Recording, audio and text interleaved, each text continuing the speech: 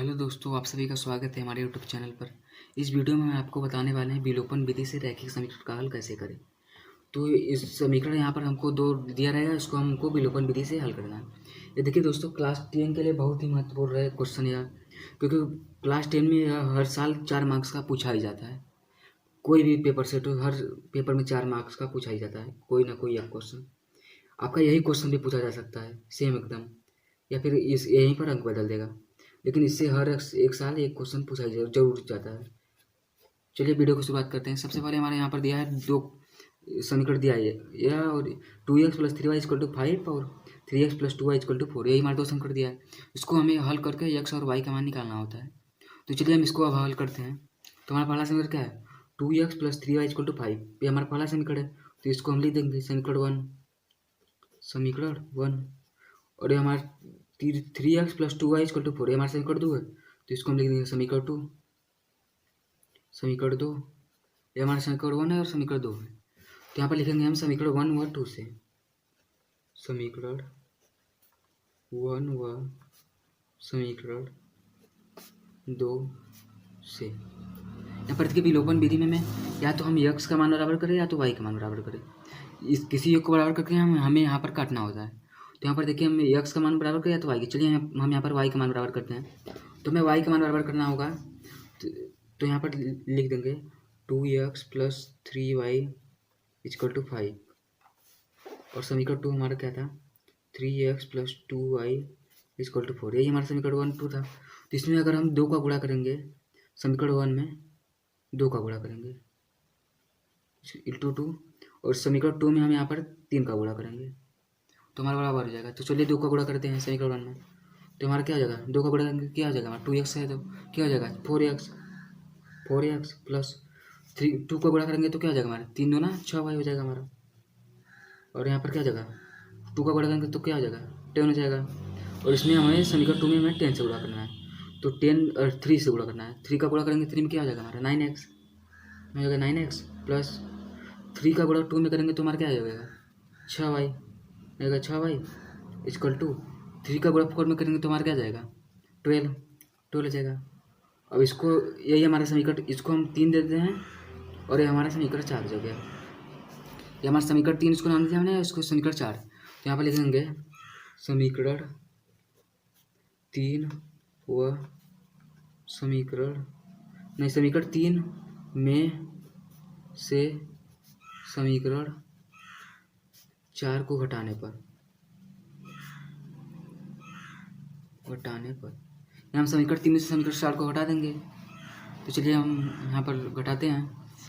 समीकरण 3 हमारा क्या था 4x + 6y = 10, और समीकरण 4 हमारा क्या था 9x + 6y = 12, ये हमारा y है। और इसको हम घटा देंगे, इसको हटाना है हमें, तो चिन्ह बदल जाएगा हमारा, यहाँ प्लस है यहाँ माइनस होगा, यहाँ प्लस है माइनस, यहाँ पर प्लस है माइनस हो जाएगा।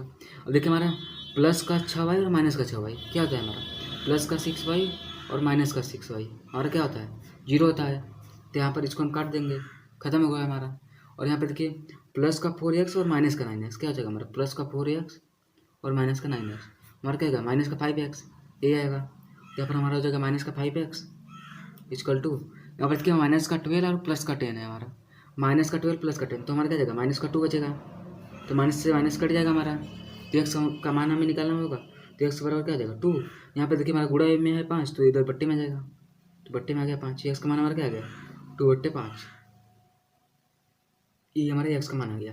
अब x का मान हम समीकरण 1 या फिर समीकरण 2 में रख कर हम आसानी से y का मान भी निकाल सकते हैं। तो यहाँ पर लिखेंगे हम x का मान समीकरण 1 में रखने पर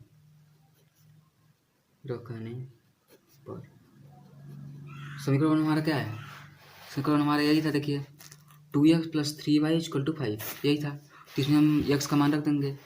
सबसे पहले हम इस समीकरण को लिख देते हैं यहाँ पर, सबसे पहले हम यहाँ पर समीकरण लिख देते हैं। हमारा क्या था 2x + 3y = 5, यही हमारा समीकरण था। तो हमें x का मान क्या रखना है 2/5, यही हमने अभी जो निकाला था, यही हमें जहाँ जहाँ x है वहाँ पर हमें 2/5 रखना है। तो यहाँ पर रख देंगे 2 × x का मान क्या था 2/5 + 3y = 5, यही था हमारा। अब 2 का गुणा करेंगे क्या आ जाएगा हमारा 4 हो जाएगा बट्टे 5 प्लस 3y इक्वल टू 5 हो जाएगा हमारा। यहाँ पर हो जाएगा हमारा 3y इक्वल टू 5। यहाँ पर देखिए हमारा प्लस का 4/5 है, इधर जाकर क्या हो जाएगा माइनस का 4/5, माइनस का 4/5। इसका प्लस ले लेंगे हम लोग, तो यहाँ पर क्या आ जाएगा हमारा, इसका प्लस लेंगे तो 5 आएगा। 1 में अगर 5 का करेंगे तो 5 आ जाएगा, 5 इंटू 5 करेंगे क्या आएगा हमारा 25, माइनस 5 में 5 का भाग देंगे क्या हो जाएगा हमारा 1 आएगा, 1 का गुणा 4 में करेंगे तो 4 आएगा। तो यहाँ पर हमारा क्या आ जाएगा 3y इक्वल टू 25 में से 4 घटाएंगे क्या आएगा हमारा 21, 21/5। तो हमें y का मान निकालना है, तो y का बराबर क्या आ जाएगा हमारा 21/5 इंटू 3 आ जाएगा, क्योंकि यहाँ पर देखिए गुणे में है तो इधर पट्टी में आ जाएगा। तो यहाँ पर 3 से इसको काट देंगे तो हमारा कितनी बार जाएगा 7 बार। तो y का मान हमारा क्या आ जाएगा 7/5, यही हमारा y का मान आएगा।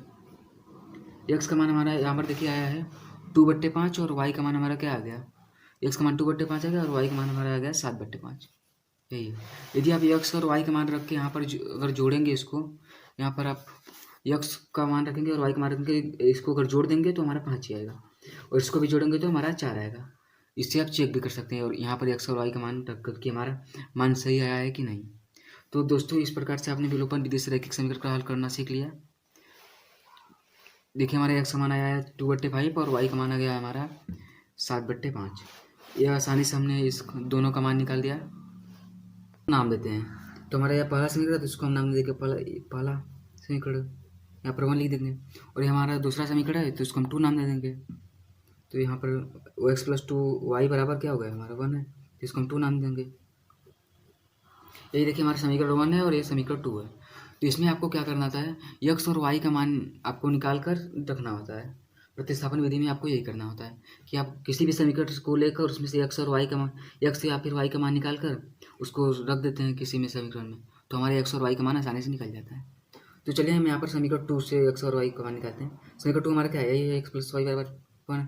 तो यहाँ पर हम एकदम एग्जाम में जैसे आपको लिखना वैसे ही हम बताएंगे आपको। यहाँ पर ले लेते हैं समीकरण 2 से, समीकरण 2 से, तो समीकरण 2 हमारा क्या है x + y बराबर 1, x + y बराबर 1 है, यही हमारा समीकरण 2 है। तो यहाँ पर x का मान हम निकाल लेते हैं, x बराबर हमारा क्या आ जाएगा 1।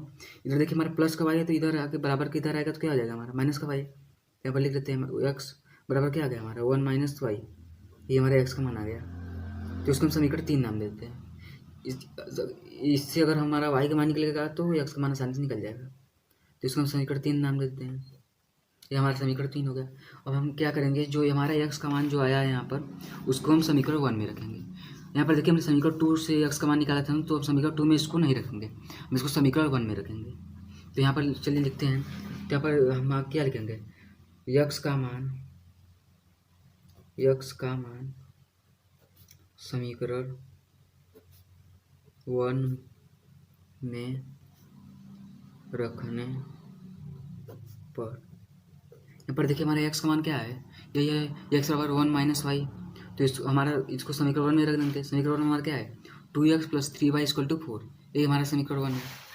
तो यहाँ पर लिख देंगे, चल सबसे पहले समीकरण 1 यहाँ पर लिख देते हैं 2x + 3y = 4, यही हमारा समीकरण 1 था। तो यहाँ पर हमें x का मान क्या रखना है 1 - y, तो हम यहाँ पर x का मान 1 - y रख देते हैं। x जहाँ है वहाँ पर 1 - y लिख देंगे।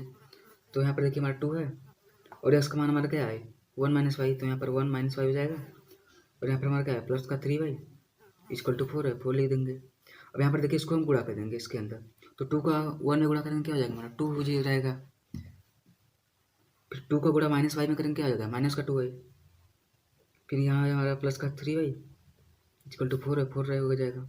अब यहाँ पर देखिए 2 है, 2 ऐसे ही रहेगा। यहाँ पर देखिए हमारा क्या है -2y और प्लस का 3y।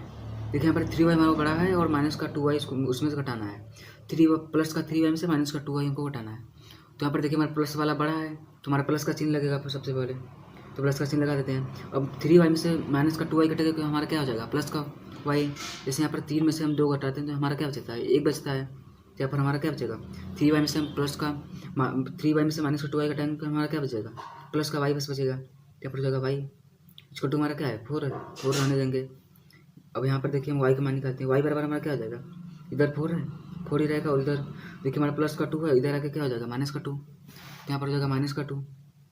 अब इधर हम घटा देंगे 4 में से 2 जाएगा, हमारा क्या बचेगा? 2 बचेगा। तो वाई का हमारा मान क्या आ गया? 2 आ गया, क्योंकि 4 में से 2 घटाएंगे 2 ही बचेगा हमारा। तो वाई का मान हमारा क्या आ गया? यहाँ पर 2 आ गया। तो अब इसके साथ अब वाई का मान जो हमारा 2 आया है उसको हम समीकरण 3 में रख देंगे तो हमारा एक्स का मान भी आ जाएगा। समीकरण 3 हमारा क्या है? एक्स बराबर 1 माइनस वाई। इसमें अगर हम रख देंगे तो हमारा आ जाएगा एक्स का भी मान आ जाएगा हमारा।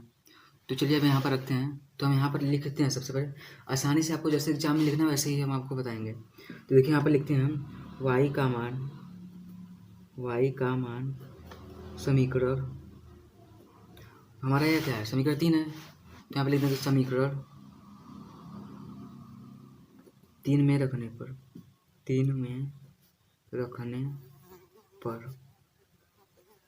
समीकरण 3 हमारा क्या है? सबसे पहले हम इसको लिखते हैं, यही है हमारा समीकरण, एक्स बराबर 1 माइनस वाई। यहाँ पर लिख लेते हैं एक्स बराबर 1 माइनस का वाई, यही हमारा समीकरण 3 था, एक्स बराबर 1 माइनस वाई।